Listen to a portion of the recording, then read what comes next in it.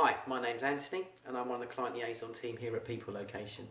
I've been tracing friends and family for over 20 years and I thought I would share with you how you can go about doing your own searches to get back in touch with the people that are out of your life.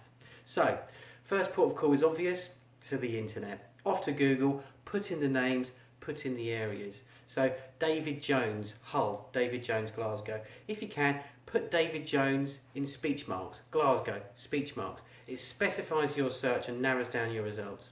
The other thing you may want to try is variating the name. So things like Dave, David, Davey, Steve, Stephen. Again, putting them into Google, putting them in speech marks, it narrows down your results. It can put you in touch in Facebook, it can put you onto a LinkedIn account or a Twitter account. You can tweet them, you can Facebook message them, or you can send them an email through LinkedIn. It's a great way to get in touch. So first port of call, internet, good source. And the electoral roll. It's a very popular source of information. Contrary to belief, not every single voting adult is on the electoral roll. There are two versions of the electoral roll. One version, which is the public version or the edited version, that's what you and I see. You can opt out of that version. We're all sick of the marketing, we're all sick of the phone calls.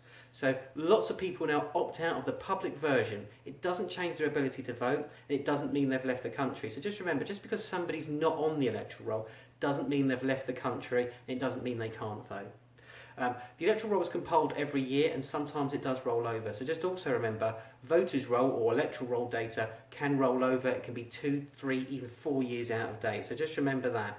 But it is a great source of data, definitely worth checking and definitely worth cross-checking. So people they live with, people they may have married, you may see a name change in there, things like that can take you forwards in your search. So the electoral roll, great source, worth checking. And social media. It's a very popular platform at the moment. We're all on it. So onto Facebook you go. Pop in the names, pop in the areas. If you know what they look like, you may be able to ID them from their profile picture.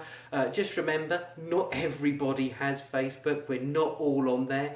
And some profiles won't always have pictures. Some profiles will be locked so you can't see them at all. And the other thing you may want to think about is if they do have brothers or sisters or mums and dads, check those guys out. They may be on Facebook, they may be easier to find, and they may be linked to your person you're looking for. So look for your friend or your family member, but also look for their friends and family on there as well and see if you can find that connection. It's definitely worth checking. So again, social media, definitely a box worth ticking, definitely have a look.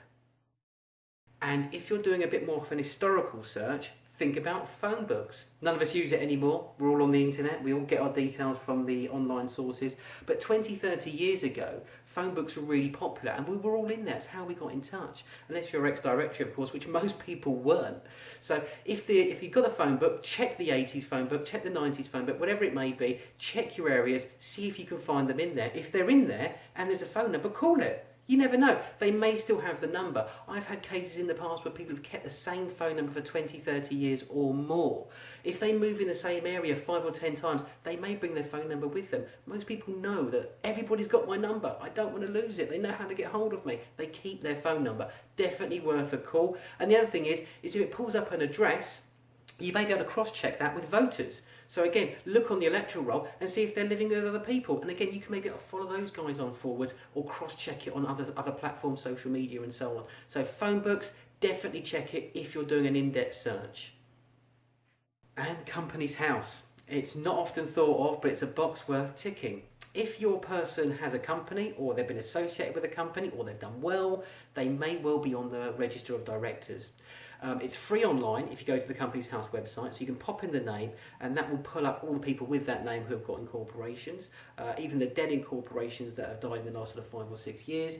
It will also give you things like a year of birth and a month of birth. It will have an address. The address may be a home address or it could actually be an accountant, but again, a good accountant will pass on a letter or a message for you if they have the ability to do so. So Company's House is definitely worth checking, and like I say, it's free, so why not give it a go? Or finally, the best choice in my opinion, People Location. We've been tracing people for over 20 years. We have all the tricks, we have all the software, and above all, we have the experts who know what they're doing.